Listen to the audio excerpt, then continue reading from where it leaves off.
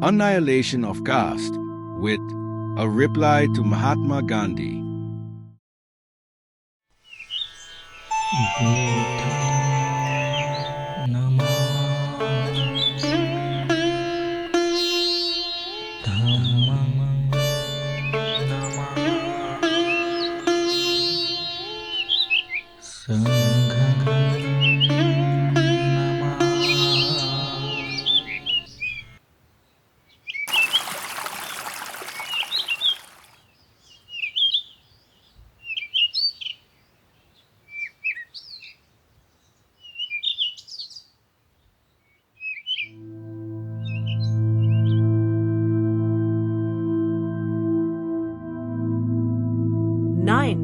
Some might think that the Mahatma has made much progress inasmuch as he now only believes in Varna and does not believe in caste.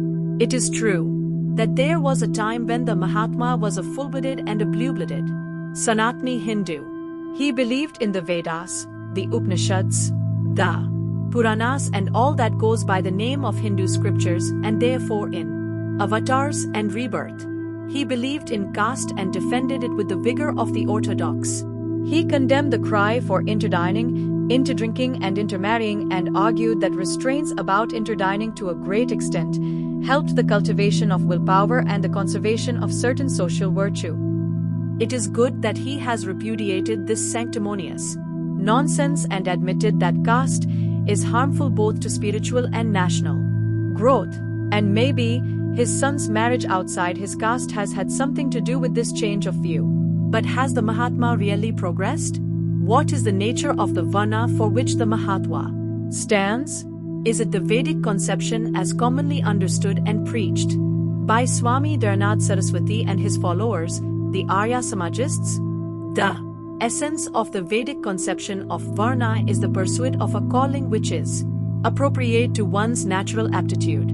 The essence of the Mahatma's conception of Varna is the pursuit of ancestral calling irrespective of natural aptitude. What is the difference between caste and Varna as understood by the Mahatma? I find none. As defined by the Mahatma, Varna becomes merely a different name for caste for the simple reason that it is the same in essence, namely pursuit of ancestral calling. Far from making progress, the Mahatma has suffered retrogression.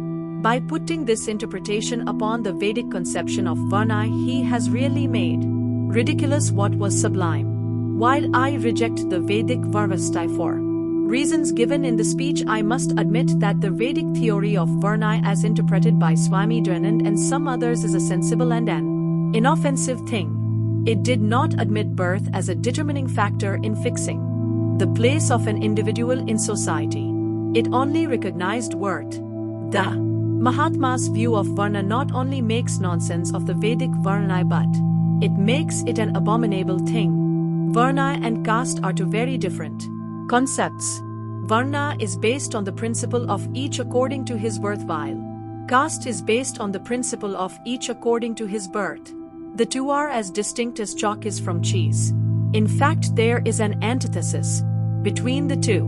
If the Mahatma believes as he does in everyone following his or her ancestral calling, then most certainly he is advocating the caste system, and that in calling it the Varna system he is not only guilty of terminological inexactitude, but he is causing confusion worse.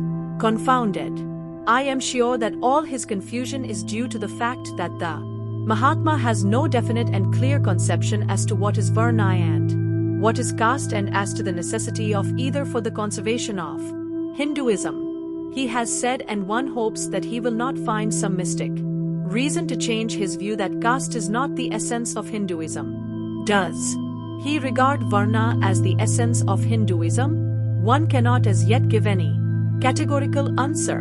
Readers of his article on Dr. Ambedkar's indictment will answer no.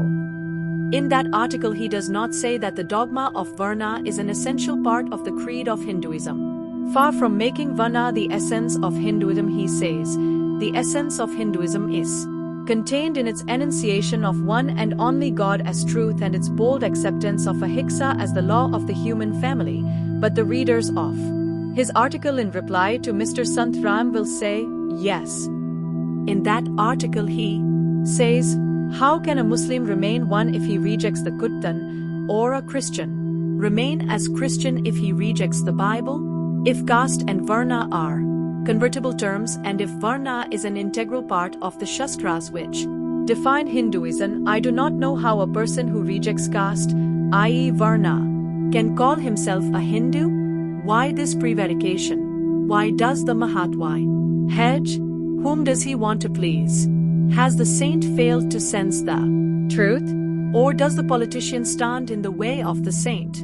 The real reason why the Mahatma is suffering from this confusion is probably to be traced to two sources. The first is the temperament of the Mahatma. He has, almost in everything, the simplicity of the child with the child's capacity for self-deception. Like a child, he can believe in anything he wants to believe. We must therefore wait till such time as it pleases the Mahatma to abandon his faith in varna as it has pleased him to abandon his faith in caste. The second source of confusion is the double role which the Mahatma wants to play of a Mahatma and a politician. As a Mahatma, he may be trying to spiritualize politics. Whether he has succeeded in it or not, politics have certainly commercialized him. A politician must know that society cannot bear the whole truth and that he must not speak the whole truth. If he is speaking the whole truth, it is bad for his politics.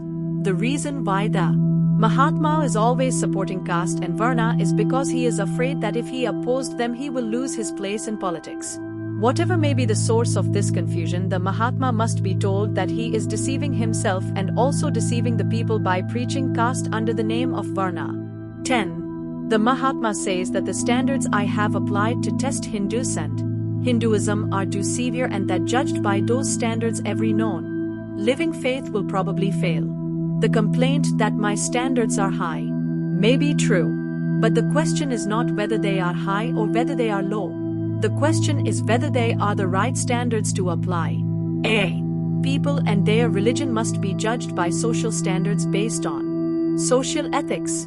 No other standard would have any meaning if religion is held to be a necessary good for the well-being of the people. Now I maintain that the standards I have applied to test Hindus and Hinduism are the most appropriate standards and that I know of none that are better.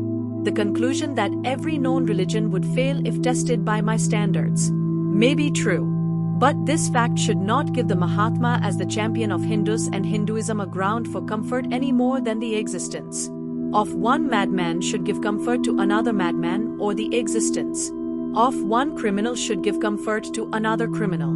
I like to assure the Mahatma that it is not the mere failure of the Hindus and Hinduism which has produced in me the feelings of disgust and contempt with which I am charged.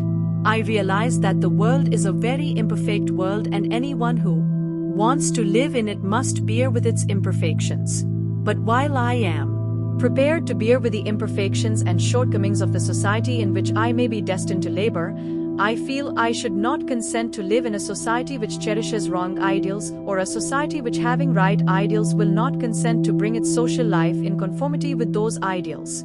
If I am disgusted with Hindus and Hinduism, it is because I am convinced that they cherish wrong ideals and live a wrong social life. My quarrel with Hindus and Hinduism is not over the imperfections of their social conduct. It is much more fundamental. It is over their ideals. 11.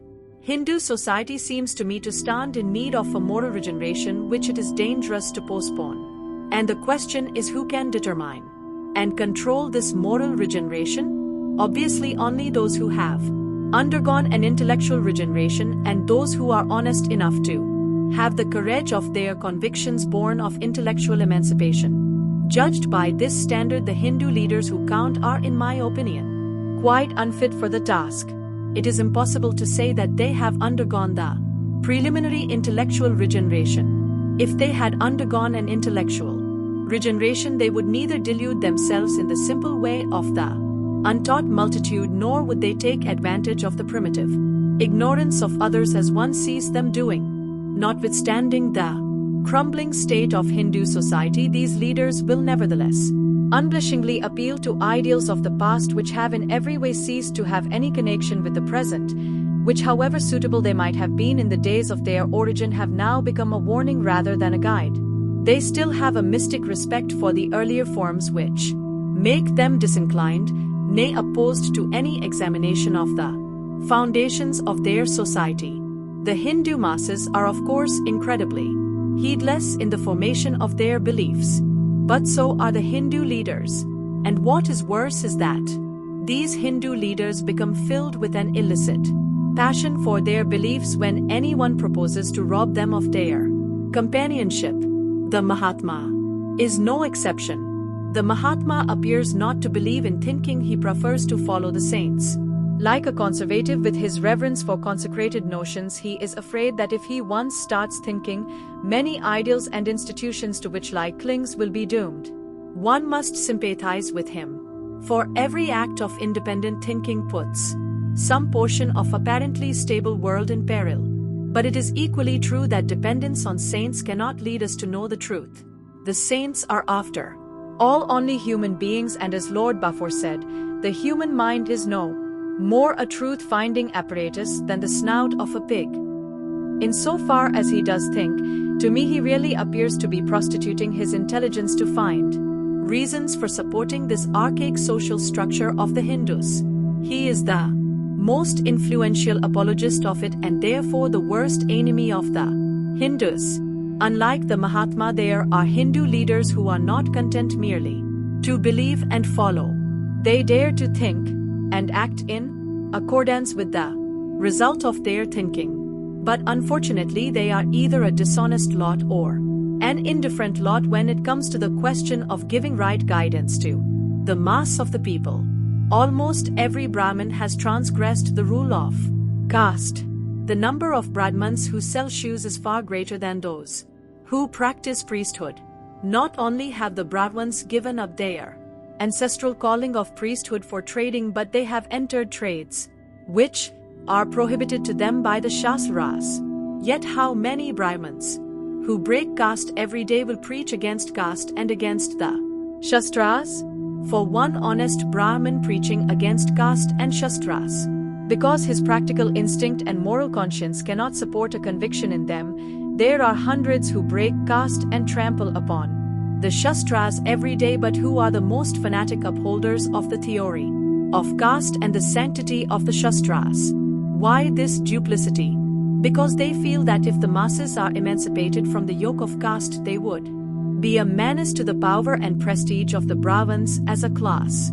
The dishonesty of this intellectual class who would deny the masses the fruits of their thinking is a most disgraceful phenomenon. The Hindus, in the words of Matthew Arnold, are wandering between two worlds, one dead, the other powerless to be born. What are they to do? The Mahatma, to whom they appeal for guidance, does not believe in thinking and can therefore give no guidance which can be said to stand the test of experience.